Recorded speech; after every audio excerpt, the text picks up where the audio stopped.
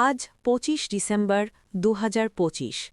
দীর্ঘ ১৭ বছর পর বিএনপির ভারপ্রাপ্ত চেয়ারম্যান তারেক রহমানের বাংলাদেশে ফেরার এক ঐতিহাসিক দিন।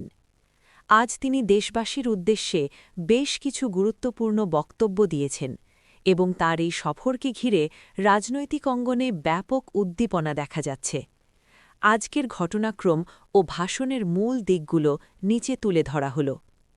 বেলা ১১:৪০ বিমান বাংলাদেশ এয়ারলাইন্সের একটি ফ্লাইটে তিনি হজরত শাহজালাল আন্তর্জাতিক বিমানবন্দরে অবতরণ করেন।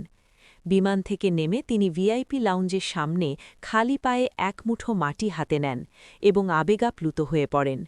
সেখানে দলীয় নেতাকর্মীদের উদ্দেশ্যে সংক্ষিপ্ত শুভেচ্ছা বিনিময় করেন। বিমানবন্দর থেকে সরাসরি তিনি পূর্বাচল ৩০০ ফিট হাইওয়ে এলাকায় আয়োজিত এক বিশাল সংবর্ধনা জনসভায় যোগ দেন।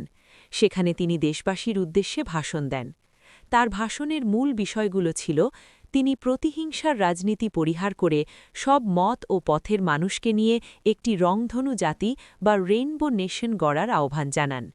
দেশের রাষ্ট্রকাঠামো পুনর্নির্মাণে বিএনপির ঘোষিত ৩১ দফা সংস্কার প্রস্তাবের উপর গুরুত্বারোপ করেন। একটি গণতান্ত্রিক, সাম্য ও মানবিক মর্যাদা সম্পন্ন বাংলাদেশ গড়ার অঙ্গীকার ব্যক্ত করেন।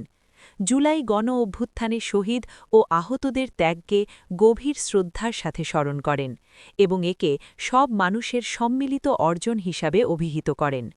জনসভা শেষে তিনি সরাসরি রাজধানীর এভারকেয়ার